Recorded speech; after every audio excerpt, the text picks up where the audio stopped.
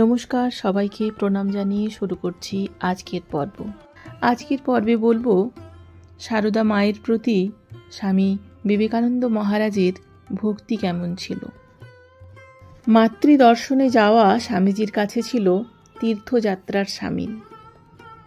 এই জন্য বহু আগে থেকেই তিনি প্রস্তুতি নিতেন।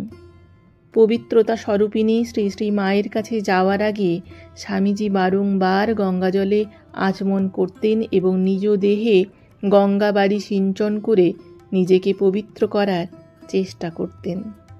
এ প্রসঙ্গে স্বামী প্রেমানন্দ মহারাজ বলেছেন যে স্বামীজি একবার মাতৃদর্শনে যাবেন।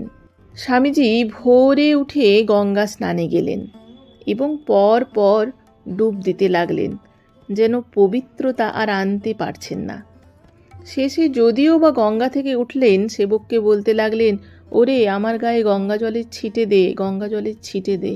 তারপর কোনো ক্রমে মায়ের দরজা পর্যন্ত গিয়ে আর চলতে পারলেন না। ভাবে বিহ্বল হয়ে পড়ে গেলেন। মা এসে স্বামীজিকে তাড়াতাড়ি তুলে ধরলেন।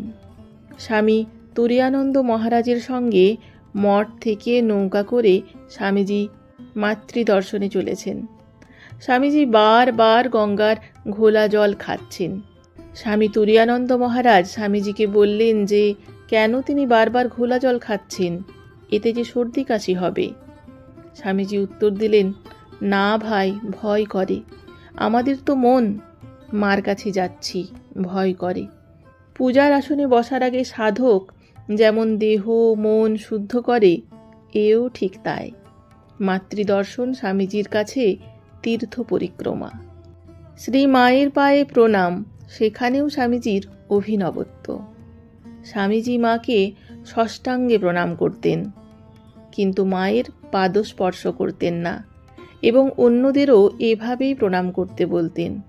এর কারণ হিসেবে স্বামীজি বলতেন, উনি অর্থাৎ মা এতটাই কৃপাময়ী স্নেহাতুরা যে কেউ ওর পাদস্পর্শ করলে উনি তৎক্ষণাৎ তার জ্বালা যন্ত্রণাকে টেনে নেবেন নিজের মধ্যে। তার ফলে অপরের জন্য ওকে নিঃশব্দে ভুগতে হয়। এই ছিল মায়ের প্রতি স্বামীজির ভক্তি।